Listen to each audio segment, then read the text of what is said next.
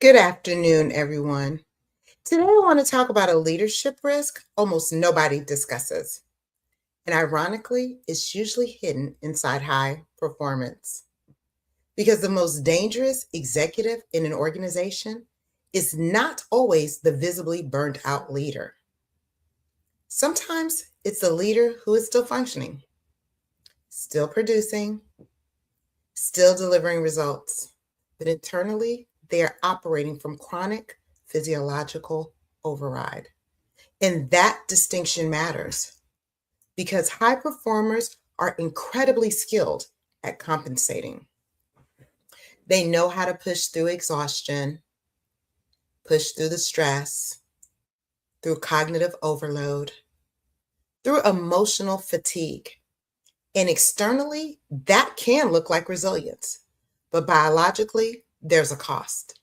And eventually, the nervous system begins paying for prolonged override.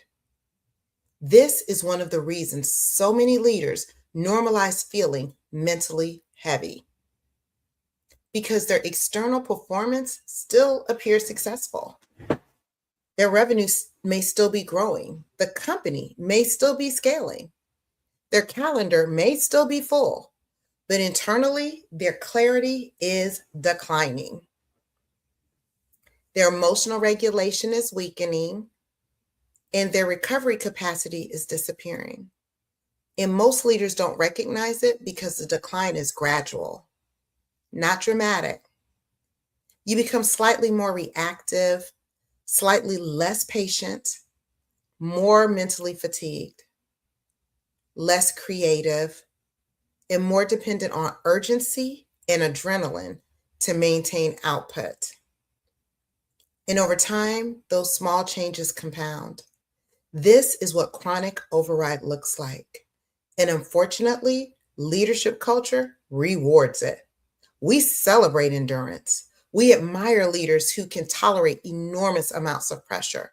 We glorify nonstop availability, but the nervous system interprets prolonged overload differently.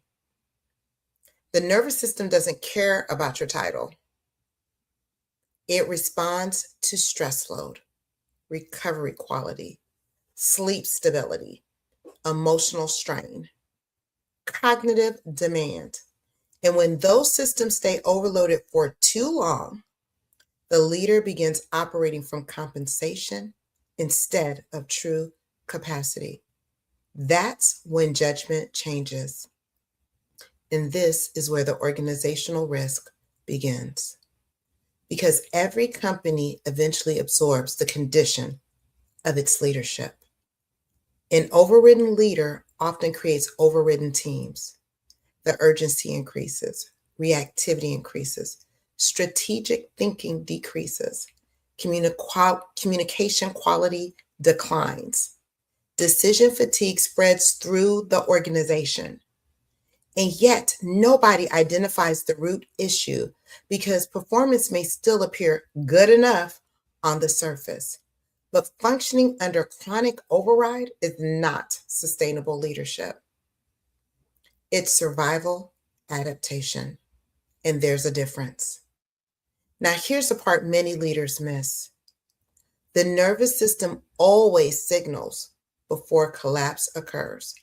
Always.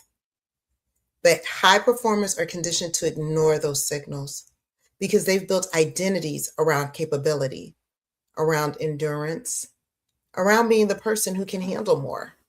So instead of slowing down, they override harder. But biology always wins eventually. And this is why longevity must be reframed as a leadership conversation, because longevity is not simply about lifespan.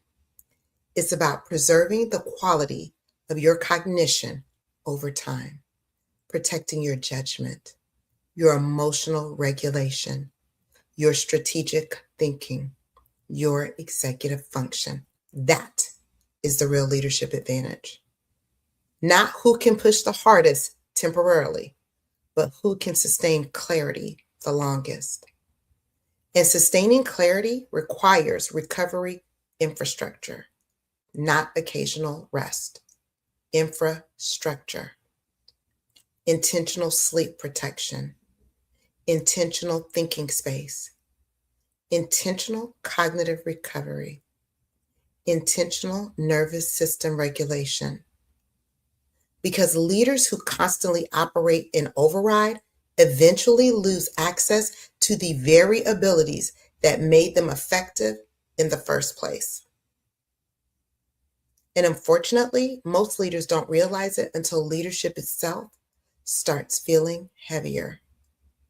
They assume they need more discipline, more productivity, more optimization, when often the real issue is chronic physiological overload.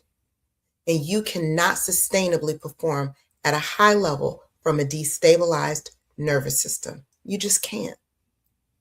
This is why I say recovery is strategic, not indulgent, strategic, because recovery protects decision quality, and decision quality drives organizational outcomes.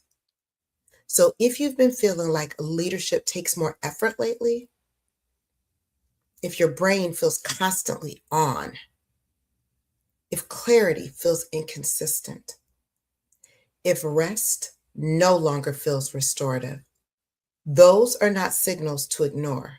Those are data points. And the earlier leaders respond to those signals, the more effective they protect long-term leadership performance. Because the goal is not simply surviving pressure. The goal is sustaining exceptional leadership under pressure over time. Thank you all for joining me today. If this conversation resonated with you, DM me the word signal or connect with me directly. Because the strongest leaders are not the ones who override the longest. They're the ones who learn to protect their capacity before decline becomes visible. I'll see you tomorrow at 12:30.